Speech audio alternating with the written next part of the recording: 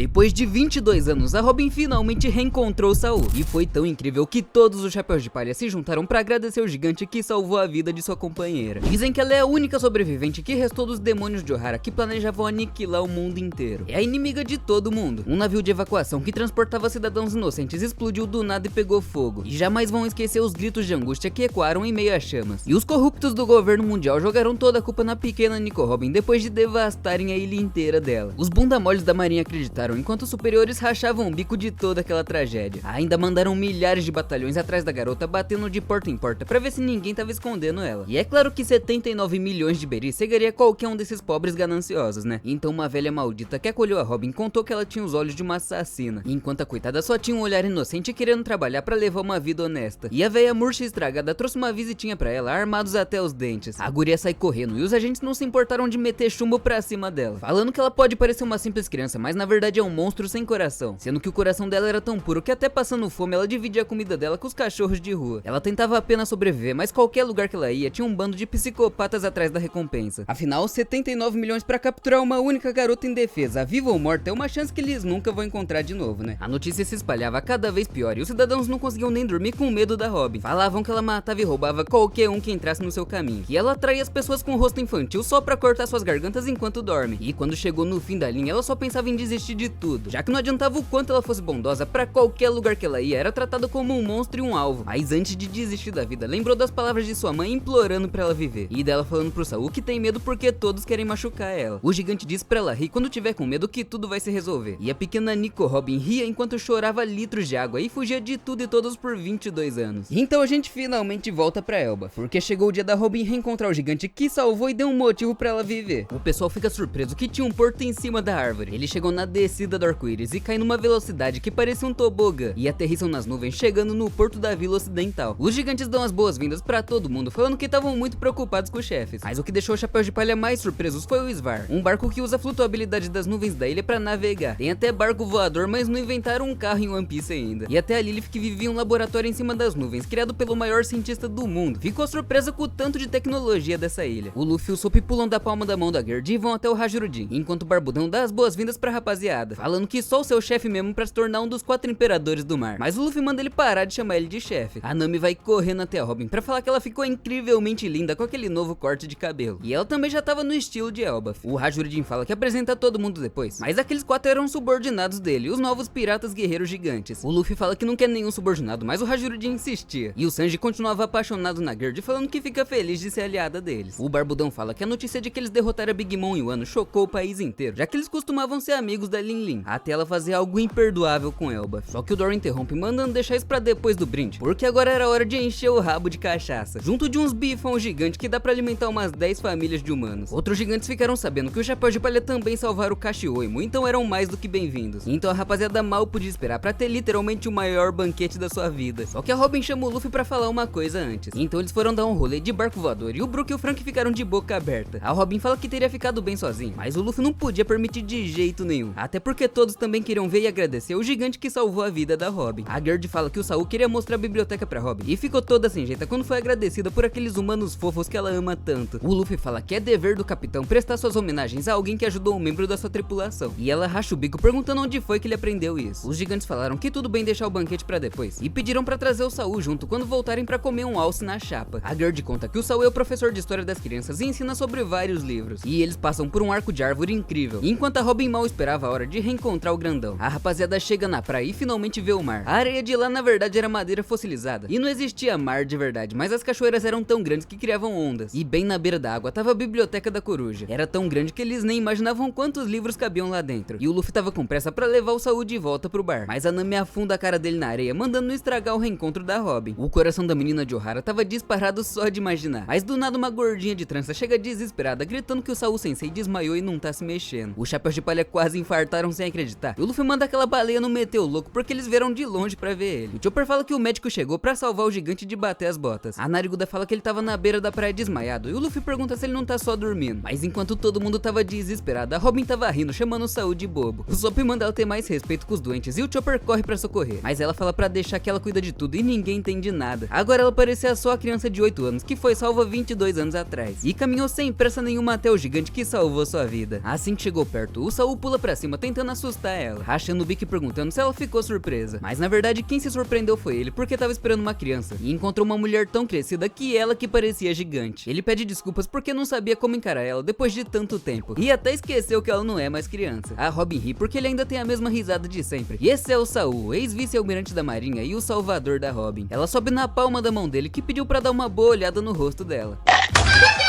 E falou que ela ficou muito linda e conseguia enxergar perfeitamente os traços da Olivia. A Robin fica surpresa porque não fazia ideia que parecia com a mãe, mas tinha os mesmos olhos bondosos dela. O Saul pergunta se ela ouviu a transmissão do Vegapunk, só que ela tava no meio de outro Buster Call, então não conseguiu ouvir muito bem, mas leu umas coisas no jornal. O cabeça de maçã citou as palavras de Ohara, contou sobre os feitos incríveis dos estudiosos que seriam apagados da história, e deu a própria vida pra garantir que o mundo inteiro ouvisse. A Robin lembra da mãe dela, falando que não podia desistir do futuro dos jovens como ela, e agora ela entende que valeu a pena fugir a vida inteira se escondendo em um mar de sangue. E tocou na cicatriz do Saul, falando que ele também fez parte disso. Mas o gigante começa a coringar, falando que ele é muito difícil de matar. Naquele dia ele caiu no mar e só lembrava de estar se afogando, já que o fogo queimando a ilha deve ter derretido o gelo da Orquídea que congelou ele. E só depois ele soube que ela conseguiu sair viva daquele inferno. Mas as pessoas diziam coisas tão terríveis sobre ela que ele não conseguia nem acreditar. Ficou tão puto que desejou eliminar todos aqueles covardes um por um. Mas a Robin fala que tá tudo bem porque ela não quer falar sobre coisas tristes, e abriu os braços pedindo pro Saul elogiar ela por estar viva. Então ele volta a rachar o bico, falando que ela tem toda a razão, e puxa a garota pra dar um abraço tão forte que quase esmagou os ossos dela. Mas estava muito feliz e orgulhoso por ela ter continuado viva depois de tudo que ela passou nesses 22 anos, chorando horrores de tanta felicidade por poder ver ela de novo. Ela lembra de quando se perguntou milhares e milhares de vezes pra mãe dela por que ela tinha que viver, já que ela só queria morrer e se livrar de todo aquele sofrimento que ela sentia 24 horas por dia. Mas lembrou do Saul dizendo que ela tá sozinha agora, mas um dia encontra amigos de verdade que vão dar a vida por ela, amigos que vão proteger ela mesmo que o próprio diabo tente fazer o mal, porque ninguém nesse mundo nasceu pra ficar sozinho. E ela começa a lembrar de todos os momentos que passou com seus preciosos companheiros que se arriscaram milhares de vezes por ela, de toda a diversão que ela teve em apenas alguns anos, mas valeu a pena suportar todo aquele sofrimento. E ela chora muito porque sentiu muita falta do Saul. O Barbudão também solta tantas lágrimas que dava pra reabastecer todo aquele mar se a água acabasse. E os Chapéus de Palha também choram horrores de tanta emoção. Literalmente todos, tirando o verdadeiro trio monstro, choram igual crianças recém-nascidas. Mas o capitão tava muito feliz porque um momento incrível como esse tinha que ser lembrado com alegria. No próximo episódio a rapaziada vai explorar Elbaf de verdade, porque a Era dos Guerreiros é coisa do passado. Agora Elbaf só quer a paz e tem uma escola cheia de crianças dando risada, porque é só por isso que as crianças têm que passar e não por um inferno igual a Robin passou. E ela vai ser levada até a biblioteca pra descobrir uma coisa que vai deixar todo mundo sem fôlego. O título do próximo episódio é A Determinação de Saul, a vontade herdada de Ohara. E mano, você não percebeu, mas a Robin não sobreviveu só porque era forte. Ela sobreviveu porque alguém disse pra ela continuar vivendo. E isso muda tudo, porque durante 22 anos o mundo inteiro tentou convencer a Robin de que ela não merecia existir. Chamaram ela de monstro, de assassina, de maldição, de inimiga do mundo inteiro, sendo que no fundo ela era só uma criança que perdeu a mãe, perdeu sua casa, perdeu seu povo e foi obrigada a fugir do mundo inteiro completamente sozinha. E talvez a pior dor da vida seja exatamente essa, quando você começa a acreditar no que o mundo fala sobre você, porque chega uma hora que a rejeição cansa. Você tenta ser bom, tenta ajudar, tenta sobreviver, mas não importa o que faça, sempre te tratam como um problema. E aos poucos você começa a pensar que talvez o erro realmente seja você. A Robin chegou nesse ponto, e ela não queria mais lutar, não queria mais fugir, só queria desaparecer. Mas no meio daquele inferno, o Saul deixou uma única frase. Uma frase simples, mas forte o suficiente pra salvar a vida dela por mais de 20 anos. Ninguém nasce pra ficar sozinho. E mano, talvez essa seja uma das mensagens mais pesadas do One Piece inteiro, porque muita gente acha que salvar alguém é impedir ela de morrer, mas às vezes salvar alguém é fazer aquela pessoa acreditar que a vida dela ainda tem valor. E foi exatamente isso que o Saul fez. A Robin passou 22 anos carregando dor, medo e solidão, mas continuou vivendo porque no fundo existia uma esperança. A esperança de que um dia ela encontraria pessoas que amariam ela de verdade. E ela encontrou. Por isso esse reencontro não é só emocionante, é a prova de que às vezes tudo que uma pessoa precisa pra continuar viva é alguém dizendo: tô feliz que se ainda existe. Se você gostou e quer que eu traga o próximo episódio assim que lançar, já comenta One Piece 1163. Arrebenta o botão do like e se inscreve no canal se não for inscrito pra gente bater 1 milhão de inscritos até o final do ano. Faltam só mais 796.500, eu acredito. Aproveita pra assistir esse próximo vídeo aí na tela que tá brabo demais. Eu vou ficando por aqui, valeu e falou. TikTok, novinha, fica à vontade, pode sentar gostosinho na camisinha de